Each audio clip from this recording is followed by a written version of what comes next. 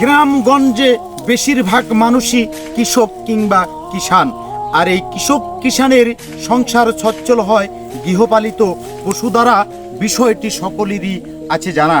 কিন্তু এরকম ঘেরাবিহীন চা বাগান যদি থাকে বাড়ির পাশে, তবে আপনার অসম্ভব হয়ে দাঁড়াবে এই হাঁস মুরগি গরু ছাগল পালন করা। কারণ চোখের সামনেই হাঁস মুরগি ছাগল ছানাগুলো কামড় দিয়ে শিয়াল চা বাগানের ভিতরে ঢুকে।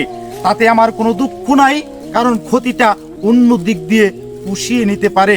কিন্তু আমি চিন্তিত, আমার ভাবনায় আসলেই শরীরের লোম দাঁড়িয়ে যায়।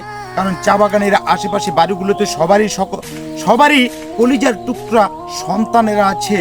আল্লাহ না করুক তারা যদি কোনোদিন একদিন এই শিয়ালের কবলে পড়ে, এই ক্ষতিপূরণ কি কেউ দিতে পারবে? আমার কোনো অভিযোগ নয়, আমি চিন্তিত, আপনাদের সাথে শেয়ার করলাম মাত্র। Okay, she in the joke, okay.